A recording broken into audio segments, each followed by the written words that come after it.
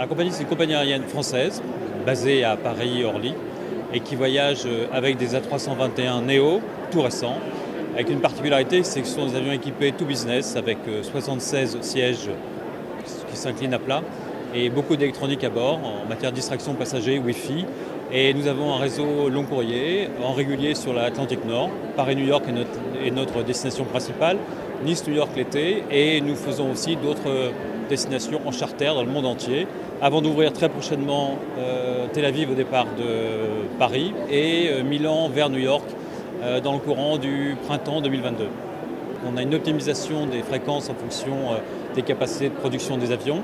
Les avions volent normalement, vous allez me parler du Covid bien sûr, mais normalement jour et nuit. Et donc nous avons pratiquement 14 vols long courrier par semaine en temps normal. À peu près 80 000 passagers sur une année, dont l'essentiel sur Paris-New York où nous avions en 2019 25% des parts de marché sur la catégorie affaires, puisque nous avons des avions équipés uniquement en classe affaires. Alors ça varie en fonction des périodes de l'année, du temps de réservation, d'anticipation par rapport au vol. Vous avez le point le plus bas des promotions à 1 200 € aller-retour, avec des décisions d'achat relativement à long terme, et puis un prix moyen coupon, ce qu'on appelle prix moyen du voyage au sens aller, de l'ordre de 1 100 € en moyenne.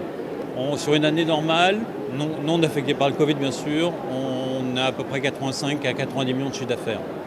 Une des conséquences immédiates du Covid, ça a été la fermeture des frontières et des États-Unis et de la France dès le 20 mars, l'Europe, dès le 20 mars 2020.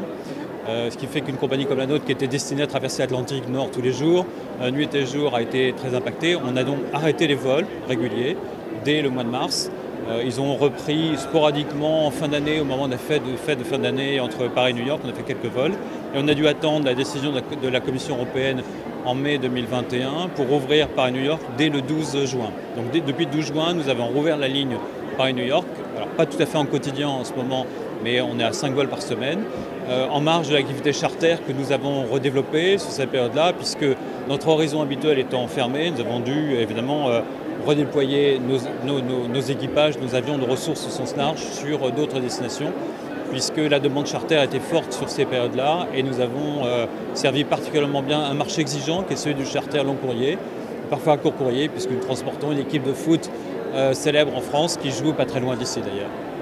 À l'ouverture de la ligne en juin, évidemment, la clientèle américaine s'est effectivement assez pressée pour revenir sur passer des vacances en particulier, parce que c'est une clientèle loisir l'été sur la France. Depuis l'annonce par les États-Unis de la réouverture prochaine en novembre, annonce qui date d'une dizaine de jours, les ventes sont reparties aussi bien en France, bien sûr, où elles étaient assez stagnantes, on va dire, pour des raisons évidentes, d'incertitude sur des passagers, sur leur capacité à venir aux États-Unis.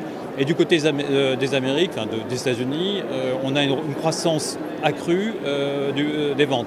En clair, les ventes ont été multipliées par 2,5 depuis les 15 dernières journées. On a été, je dois dire, bien accompagné par le gouvernement qui a compris les enjeux de l'économie française, déjà au sens large, et des secteurs fragilisés par la crise, en particulier le transport aérien, enfin le tourisme et le transport aérien spécifiquement. Donc on a eu l'activité partielle qui a permis de conserver les salariés sous contrat de travail, même si l'activité partielle les a maintenus un peu éloignés de l'entreprise. Il est clair qu'une entreprise qui n'a pas volé pendant plusieurs mois, c'était notre cas, a dû garder la majorité de ses personnels chez eux dans cette période-là. C'est désolant, mais c'était un peu la contrainte du moment économique. On a pu bénéficier aussi de prêts garantis par l'État, des PGE, de manière à financer la longue période d'arrêt des ventes, alors que l'entreprise était confrontée à l'obligation qu'elle a de payer les salaires, les avions, et toutes les charges fixes auxquelles elle est normalement confrontée. Et d'autres mesures de support que sont le fonds de solidarité en particulier, et en partie aussi l'allègement partiel sur les charges fixes. L'ensemble de ces dispositifs-là nous a permis de tenir ces périodes assez compliquées, mais avec le soutien des actionnaires qui nous ont aussi appuyés en apportant du capital complémentaire. Ce que nous espérons, c'est qu'effectivement rapidement les Américains confirment la date de réouverture des frontières, on espère dans la première semaine ou première quinzaine du mois de novembre, et que ça va rebooster encore davantage les ventes de billets sur l'Atlantique Nord. Après cette longue période de calme que nous avons tous endurée, de voir le dynamisme des entreprises autour des activités de tourisme en B2C et en B2B, Et je trouve que c'est quand même de bon augure, à l'oreille du redémarrage de nos activités progressives, de cette idée pratique de sortie de crise. Et j'en suis très heureux pour nous et tous nos amis de l'ensemble du secteur aéronautique.